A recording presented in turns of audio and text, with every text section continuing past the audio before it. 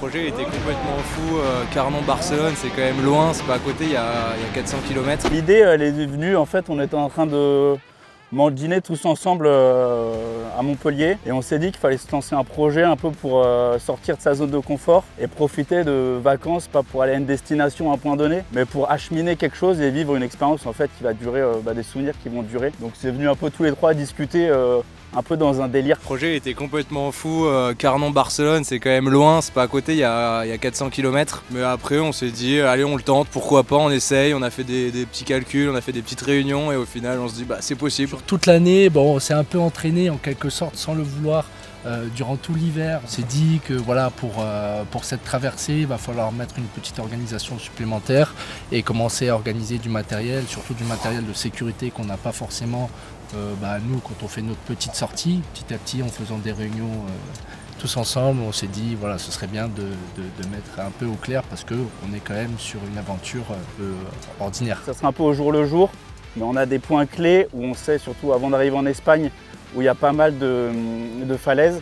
Et là on sait, ok, on ne peut pas dépasser ce point-là si on sait que dans la journée on n'arrive pas à l'autre crique, sinon avec ce beau bébé, on ne peut quand même pas passer la nuit au large devant des falaises, quoi. C'est un peu trop risqué. Ce qui est sûr, c'est qu'on va prendre l'eau, quoi.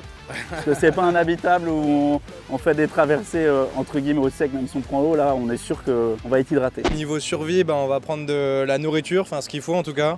On a pris de la nourriture lyophilisée, une trousse de survie, une VHF. Après du coup on aura quelques réserves d'eau, des gilets de sauvetage bien sûr. Une trousse de secours qu'on va garder à bord mais vraiment un proche, fusée de détresse, c'est dans le cas où imaginons le bateau se retourne, ça commence à couler. On a prévu des petites lumières vertes et rouges de chaque côté. De nuit en mer, c'est quand même assez intéressant pour se faire voir de loin. Et donc là l'idée ça va être aujourd'hui avec toi de faire le test, savoir si on peut revenir ici ou pas, pour être sûr de partir demain.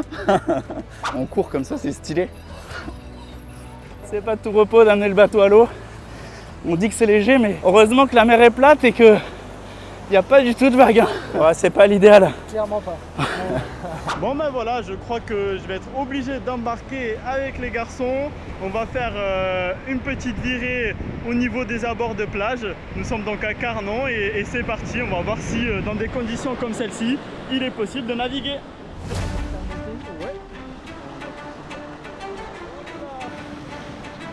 Le départ est fait. Là vous pouvez le voir avec les vagues, c'est assez compliqué.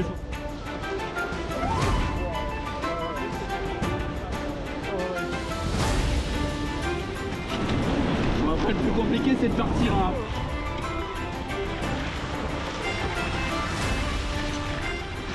Ça va, c'est ça pendant 9 jours. Bon voilà, la virée se passe plutôt bien.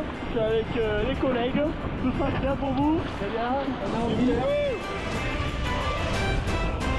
Tiens, à partir à Barcelone du coup avec les collègues. Nouvelle voiture de fonction chez Midi Libre.